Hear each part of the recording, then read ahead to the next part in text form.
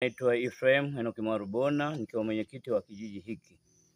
Kwa kweli tangia ilivyofika mifuko ile ambayo mbunge kwa kweli ametuwezesha kwamba tukarabati hili darasa la awali, tunashukuru sana sana sana, na nikitoa taarifa hii kwa sababu ya kwa niaba ya wananchi kwamba walivyozipokea zile hela, kwa kweli tuko bega kwa bega kwanza kufanya hii kazi ya kwanza ujenzi. Na kwa kweli kadri mlivyoona waandishi wetu jinsi lilivyo kufikia hapa, kwa kweli mifuko yote ambayo kwa kweli alitupa mbunge imekwenda kutumika. Kwa hiyo tunashukuru sana kwa hili.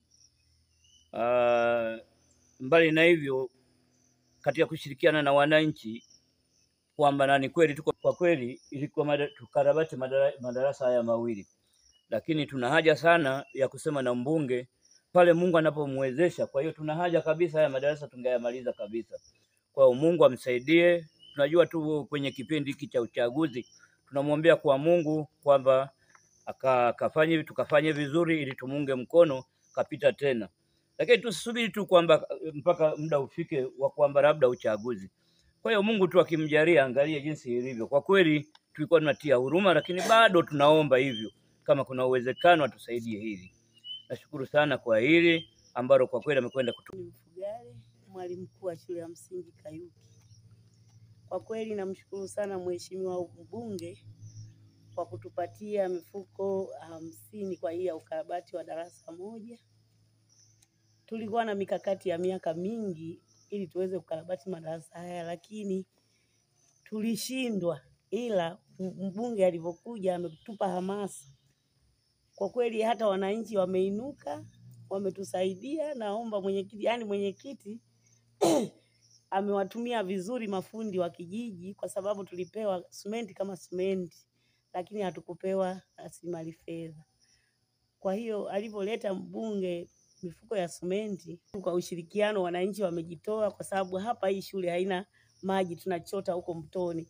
Kwa hiyo wazazi walikuwa wakifika hapa, wananchi huko chini kuna teleza, lakini wanajitahidi wanachota maji. Ikiwezekana, mahitaji ya shule hii ni mengi, hatuna maji. Madarasa moja hili tumeshalikamilisha, ila bado kidogo tutaendelea kulikamilisha. Kuna darasa jingine hilo hapa. Shule yetu ipo barabarani, lakini imechakaa. Hailingani na Kayuki Sekondari. Watu wakiona Kayuki Sekondari, wakiingia shule ya msingi wasema mbona hawafanani kabisa. Kwa hiyo tunaomba muendelee kutusaidia, mtufikishie salamu hizi kwa mheshimiwa mbunge, aweze kutuangalia kwa jicho la huruma, ili na siku nyingine aweze kutoa misaada kama hii. Tunamshukuru sana, hatuna neno zaidi la kusema.